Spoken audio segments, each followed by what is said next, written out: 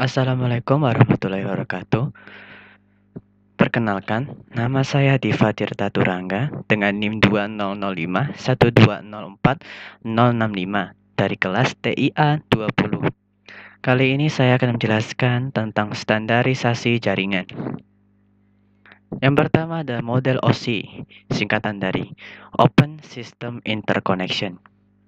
Model OSI ini mempunyai beberapa layer yang disebut application layer, presentation layer, session layer, transport layer, network layer, data link layer, dan physical layer. Application layer mempunyai protokol yaitu HTTP atau disingkatan dari Hypertext Transfer Protocol. Protokol yang dipergunakan untuk mentransfer dokumen dan web dalam sebuah web browser melalui www. HTTP juga merupakan protokol yang meminta dan menjawab antar klien dan server.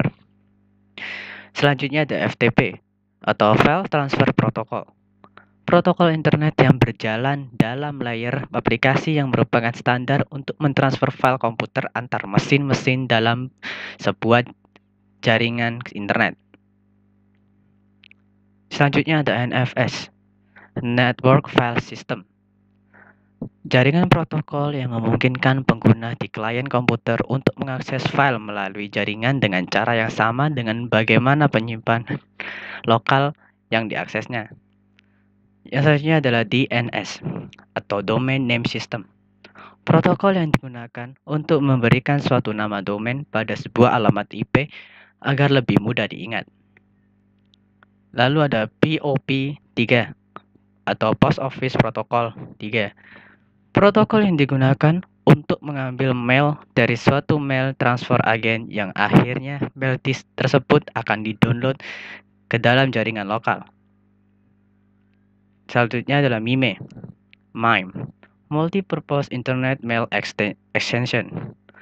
Protokol yang digunakan untuk mengirim file binary dalam bentuk teks. Selanjutnya ada SMB, Server Message Block. Protokol yang digunakan untuk mentransfer server-server file ke DOS dan Windows. Selanjutnya ada NNTP, Network News Transfer Protocol. Protokol yang digunakan untuk menerima dan mengirim newsgroup. Selanjutnya adalah DHCP, Dynamic Configuration Protocol. Layanan yang memberikan nomor IP kepada komputer yang memintanya secara otomatis. Protokol selanjutnya adalah protokol presentation layer. Yang pertama ada Telnet. Protokol yang digunakan untuk akses remote masuk ke suatu host data berjalan secara line text. SMTP, Simple Mail Transfer Protocol. Salah satu protokol yang biasa digunakan dalam pengiriman email di internet atau mengirimkan data dari komputer pengirim email ke server email penerima. SNP atau Simple Network Management Protocol. Protokol yang digunakan dalam suatu manajemen jaringan. Lalu ada Session Layer Protocol. Yang pertama, ada NetBIOS. Berfungsi sebagai penyiaran pesan, maksudnya memungkinkan user mengirim pesan tunggal secara serempak ke komputer lain secara terkoneksi. Lalu selanjutnya ada NetBEUI atau NetBIOS Extended User Interface. Berfungsi sama dengan NetBIOS, hanya sedikit dikembangkan lagi dengan menambahkan fungsi yang memungkinkan bekerja dengan beragam perangkat keras dan perangkat lunak. ADSP, Apple Talk Data Stream Protocol. Berfungsi, protokol ini memantau aliran data di antara dua komputer dan untuk memeriksa aliran data tersebut tidak terputus.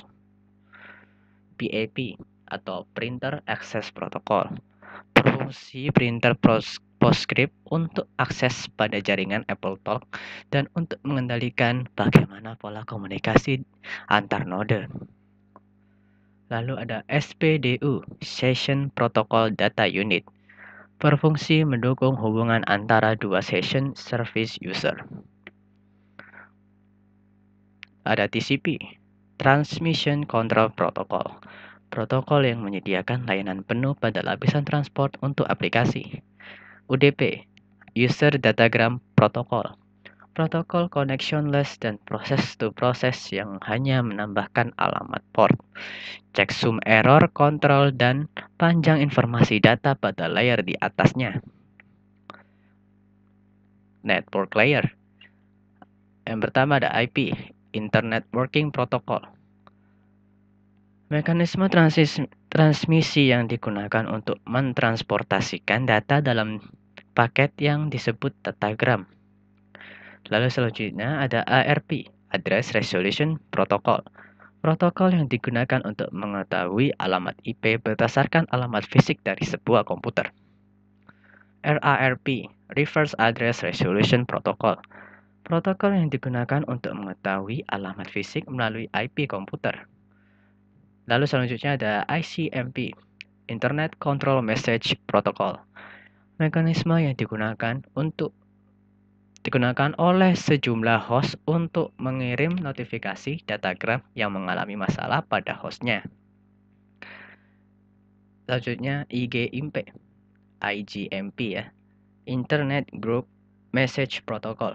Protokol yang digunakan untuk memberi fasilitas message yang simultan kepada grup penerima. Link Layer Protocol. Ada salah satunya adalah PPP, Point to Point Protocol. Protokol yang digunakan untuk point to point pada suatu jaringan. Yang kedua ada SLIP, Serial Line Internet Protocol. Protokol yang digunakan untuk menyambung serial. Kelebihan dari model OSI adalah mengadakan standarisasi interface, mengurangi kerumitan dalam perancangan, memberikan pengertian secara umum dan bukan secara terperinci. Selanjutnya adalah perubahan di suatu lapisan tidak mengganggu lapisan lain. Lalu ada model DoD. Layer DoD ada application layer, host-to-host layer, internet layer, dan network access layer. Di application layer ada Telnet, FTP, SMTP, TFTP, dan DNS. FTP yaitu File Transfer Protocol, SMTP yaitu Simple Mail Transfer Protocol, dan TFTP adalah Trivial File Transfer Protocol, dan DNS adalah Domain Name Server. Selanjutnya adalah host-to-host layer. Yang pertama TCP, Transmission Control Protocol, berfungsi mengubah blok data besar menjadi segmen yang dinomori dan disusun secara berurutan, merupakan jenis protokol connection oriented. Yang kedua ada UDP, User Datagram Protocol, digunakan pada aplikasi yang tidak peka pada gangguan jaringan seperti SNMP, TFTP, menggunakan algoritma spanning tree.